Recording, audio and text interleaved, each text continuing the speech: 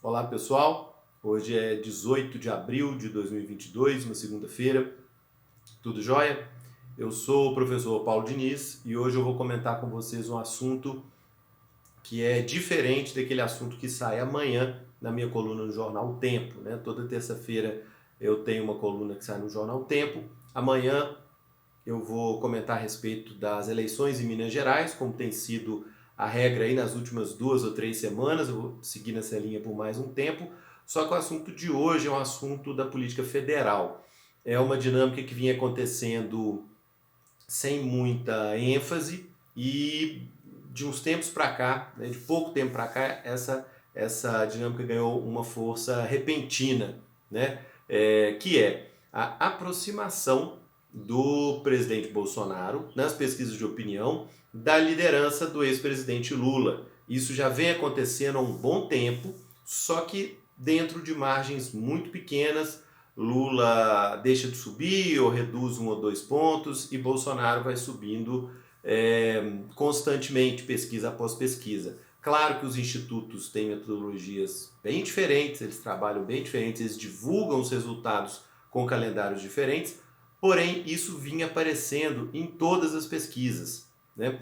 E como comentar pesquisa é um tema um pouco ingrato, né? Porque elas vão oscilar mesmo, elas vão oscilar até a véspera da eleição e a gente tenta, às vezes, tenta descobrir a razão daquilo ali e às vezes não é, né? Às vezes aquele movimento já se desfaz, já volta para o que era antes e você ainda não conseguiu entender aquele movimento. Então, comentar pesquisa é uma tarefa um pouco difícil e que contribui muito pouco. Mas nesse caso específico, né, é uma dinâmica que ela vem constante há algumas semanas, isso está aparecendo em todos os institutos de pesquisa e muda muito claramente o perfil que nós temos, né, percebido até agora de Lula com a distância, chegou em algumas situações a estar com quase 20 pontos à frente de Bolsonaro, né?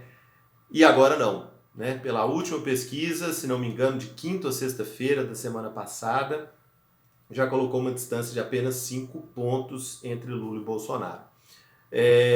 Eu fui tentar entender os motivos disso, né? Porque o que aconteceu, o que mudou, né, para que Bolsonaro passasse a crescer, né, dessa forma. É importante marcar, pessoal, primeiro, por que Bolsonaro não crescia, porque geralmente quem é o presidente concorrendo a uma reeleição, ele tem algumas vantagens, entre elas a exposição que o cargo traz. Não tem como você não falar nas notícias do presidente, seja ele quem for, seja o contexto que for, né? Isso é quase que como um horário eleitoral constante, né? A pessoa está sempre aparecendo em todos os órgãos de imprensa. Depois a possibilidade de fazer entregas para a população, né? Inaugurar obras, criar programas sociais, né? Os mais diversos. Então sempre quem está no cargo leva uma vantagem muito grande e quem é presidente tem um orçamento gigante a seu favor. Era estranho que Bolsonaro estivesse muito atrás de Lula, estranho, porém não inexplicável, né? Que Bolsonaro estivesse tão atrás de Lula, assim, sendo que Bolsonaro ocupava o cargo de presidente. Agora, essa situação está caminhando para uma proximidade entre os dois, né? Sendo que Bolsonaro continua presidente, ou seja, o que mudou nesse caso? Eu, pessoalmente, arrisco um palpite. Eu acho que Bolsonaro, a partir do momento que ele se filiou ao PL, que é uma notícia, né, que circulou aí, mas não vinculada a essas dinâmicas eleitorais, as dinâmicas de pesquisas, né, eu acho que, pessoalmente, o PL salvou Bolsonaro de continuar afundando, com a sua popularidade afundando. Vocês reparem bem, as polêmicas nas quais Bolsonaro se envolvia quase toda semana, aquelas polêmicas conversando com cidadãos na porta do Palácio da Alvorada, quando ele saía para trabalhar de manhã, uma resposta ruim, brigas com a imprensa, polêmicas com os filhos, isso tudo, gente, praticamente desapareceu. Bolsonaro adotou um perfil muito mais discreto, né?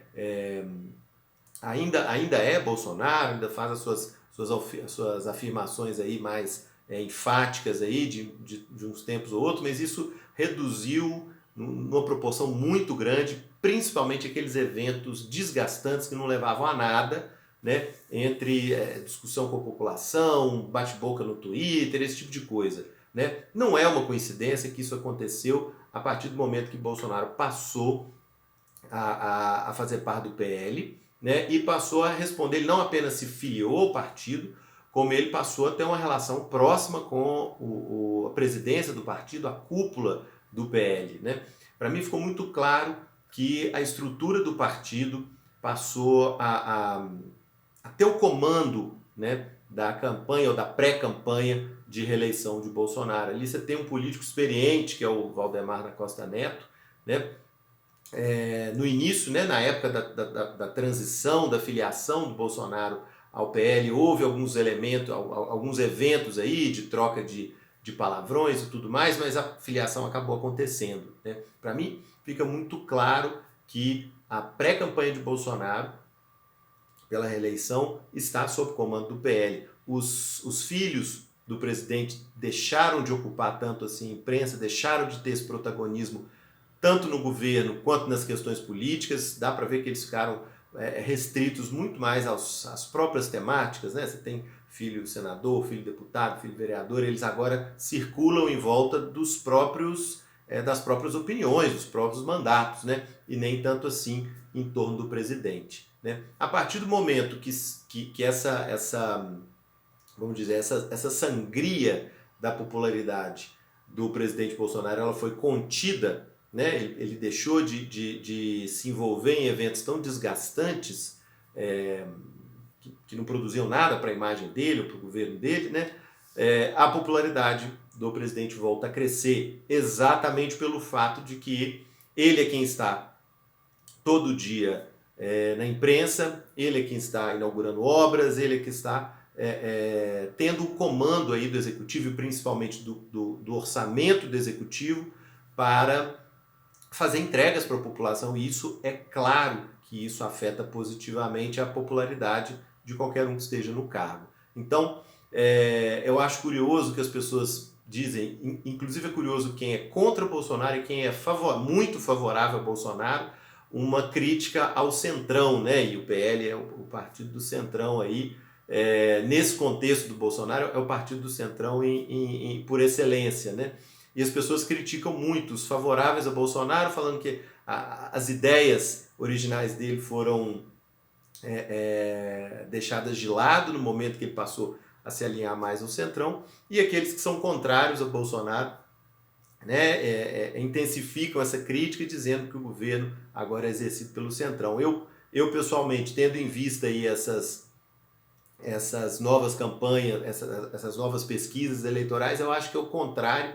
O Centrão salvou Bolsonaro, salvou a sua plataforma de reeleição, a sua pré-campanha de reeleição, foi salvo, né, por essa associação ao Centrão e as pessoas ali que já fazem política há muito tempo, sabem como funciona o Estado, sabem como se relacionar com o eleitor. Não estou colocando aí nenhum juízo de valor, ou nenhuma crítica, ou nenhum elogio, só digo que são pessoas habituadas com o sistema e sabem muito bem como se ganha, como é que se perde uma eleição. Então, diferente do que a gente vê circular na maioria dos comentários por aí, né, que o Centrão virou um problema para o Bolsonaro, acho que pelo contrário, ele foi salvo pelo Centrão e agora tem uma candidatura competitiva, tá certo? É uma inversão de perspectiva aí, mas que os números estão mostrando que tem funcionado a favor do presidente Bolsonaro. Por enquanto é isso, viu, gente? É uma visão, né, saindo um pouco do lugar comum, né, e trazendo essa outra interpretação, que não tem uma perspectiva para mudar, né? Então o viés agora seria que Bolsonaro crescesse um pouco mais até se estabelecer em um patamar, né, próprio de um presidente que busca a reeleição. Ok, gente? Essa é a leitura da semana, né, a interpretação aí da política nacional. Um abraço para todo mundo, boa semana, até a próxima. Tchau, tchau.